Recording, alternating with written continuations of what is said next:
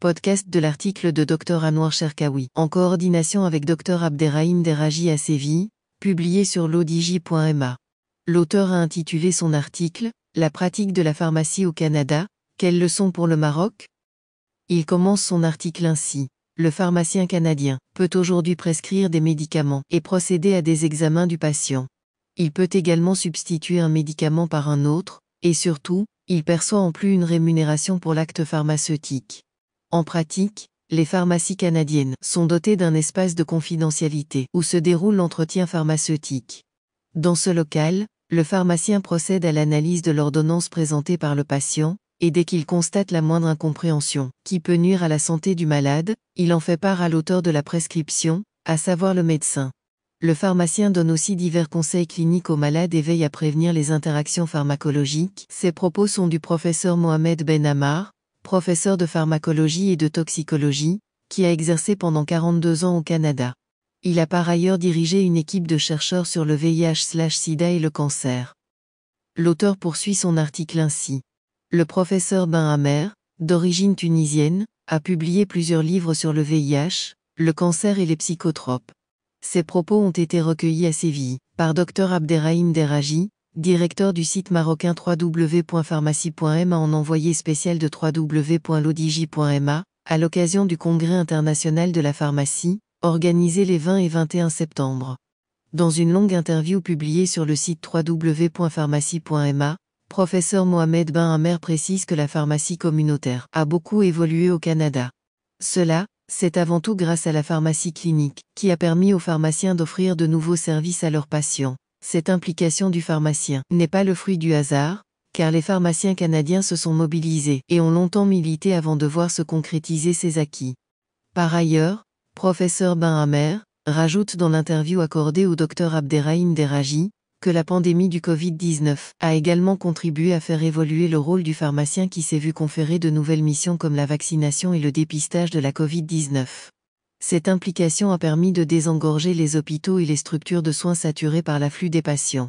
Ces missions, qui valorisent le pharmacien, ont pu se concrétiser au Canada grâce à l'engagement des pharmaciens, aux efforts de leur conseil de l'ordre et à la volonté du gouvernement à donner plus de pouvoir aux pharmaciens, renchérit professeur Ben Ammar. Et la relation pharmacien-médecin s'est aujourd'hui améliorée. Il n'est pas rare que le médecin contacte le pharmacien pour avoir son avis sur les médicaments qu'il s'apprête à prescrire à son patient, rapporte professeur Ben Ammar. L'auteur précise ainsi. Dans une question posée par Dr Abderrahim Deraji sur la formation continue des pharmaciens, professeur Ben Ammar indique que la formation continue est obligatoire au Québec.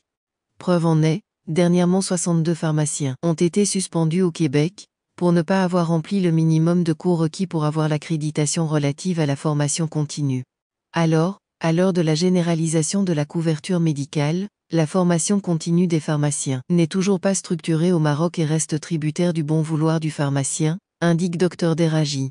Sur un autre registre, au Maroc, on déplore également les divisions qui minent la profession. Les syndicats de pharmaciens ne remplissent pas, tous, le rôle qui leur incombe et peinent à avoir des relations privilégiées avec la tutelle. Sans ces relations, la pharmacie a peu de chances d'évoluer comme c'est le cas dans d'autres pays. Par ailleurs, il y a le phénomène de l'absentéisme, qui ternit l'image du pharmacien. À titre d'information, au Québec, quand les inspecteurs constatent l'absence du pharmacien, il est systématiquement suspendu de ses fonctions. Ce n'est nullement le cas au Maroc. Pour professeur Ben Ammar et Dr Deraji, le pharmacien d'officine doit occuper la place qui lui sied dans le système de santé, et il ne doit ménager aucun effort pour faire valoir ses droits et occuper la place qu'il mérite dans le système de santé. Ceci, dans un contexte bien particulier, car les baisses des prix des médicaments ont impacté l'économie de l'officine. L'auteur insiste sur le fait que un grand nombre de pharmacies se trouvent aujourd'hui en difficulté. On déplore que le gouvernement ne soutient pas les pharmaciens. Après tout, nous ne sommes pas des épiciers, mais des professionnels de la santé, qui sont là pour délivrer des médicaments en assurant tous les services que nécessite la dispensation d'un produit de santé, crie haut et fort professeur Ben Ammar. Tant que le ministère de la Santé ne valorise pas le travail du pharmacien en œuvrant pour qu'il soit rémunéré pour l'acte pharmaceutique, comme c'est le cas dans de nombreux pays, la pharmacie continuera à faire du surplace. La pharmacie évolue à travers le monde, pourquoi pas chez nous ? S'interroge Dr Deraji. L'accès à la profession doit également faire l'objet d'une régulation, pour harmoniser les diplômes étrangers avec le diplôme national. L'auteur conclut son article ainsi. Pour professeur Benhammer et Dr Deraji, nous devons tirer les leçons de la Covid-19. Dans plusieurs pays, la pandémie a accéléré l'évolution de la pharmacie et a révélé au grand jour l'apport du pharmacien dans le système de santé. Les pharmaciens doivent s'impliquer davantage et continuer à se former pour assurer un service de qualité à leurs patients. Rédigé par Dr Anouar Cherkaoui et lu par l'intelligence artificielle de l'ODJ Media. N'oubliez pas de télécharger notre application l'ODJ mobile sur Android et iOS, et de vous abonner à notre chaîne YouTube l'ODJ TV, si vous souhaitez être au courant des dernières actualités, podcasts et émissions télévisées.